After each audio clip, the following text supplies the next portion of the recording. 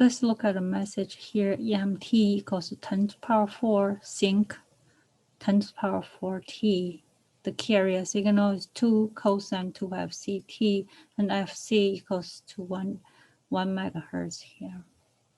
The question is to determine the DSBSC signals and its bandwidth. Now, to obtain the bandwidth for the modulated signal, we need to obtain the spectrum, the frequency components for the message signal, and then we use modulation properties we talked about before. Now, U of t equals to modulated signal as MT multiplied by C of t, this DSBSC signals definition. So that equals 2 multiplied 10 to the power 4 and sync 10 to the power 4t cosine 2 pi 10 to the power 6t. Next, we need to find the EMF, the Fourier transform of this. And this is easy because we know that sync t, the Fourier transform of pi, sync of 10 to the power 4 of t, that's a scaling property, right? So we use a scaling property here, xa of t, that's Fourier transform. Therefore, the sync 10 to the power 4t, in this case, the scaling factor a equals 10 to the power 4a. So therefore, 1 over a, that's 10 to the power minus 4, and pi of 10 to the power minus 4f. So to find the bandwidth of the message, we need to plot this. You know, this is a pi of f. This is half minus half, right?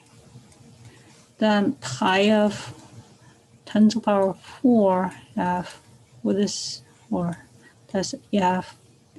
And you need to have, you solve this equation, 10 to the power minus 4f equals to half. That equals, on this point, will be 5,000, right? And this is minus 5,000.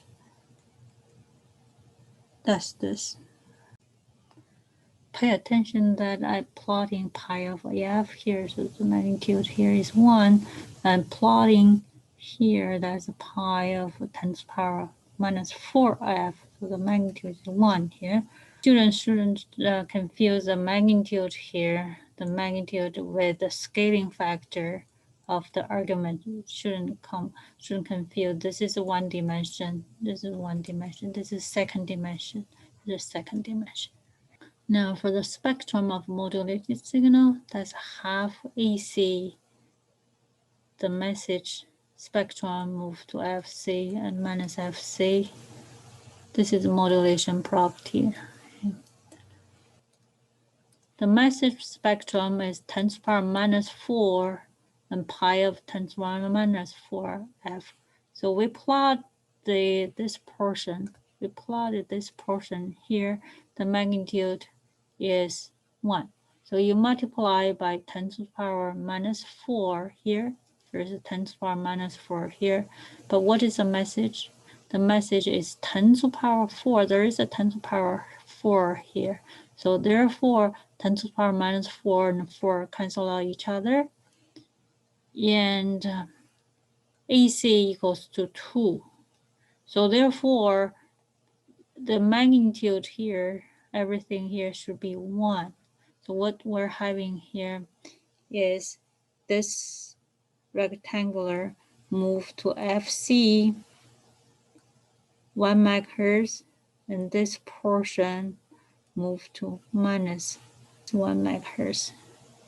So I plotted here. So this is FC, is FC plus 5,000, FC minus 5,000. The magnitude here we calculated, that's 1. Okay. This is a positive frequency, this is a negative frequency. So what's the bandwidth? The bandwidth is from here to here. That's this portion. That's the bandwidth. The bandwidth is 10 kHz here.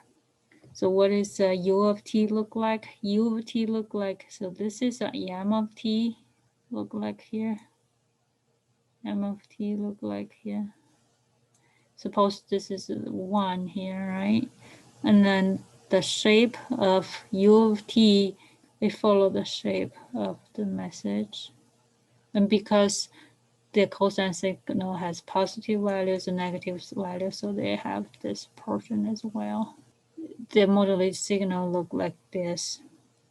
That's time domain here. This is t.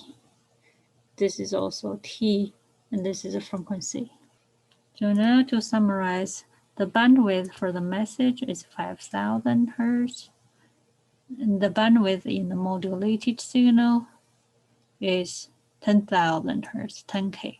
That's basically double of the message frequency band 2W.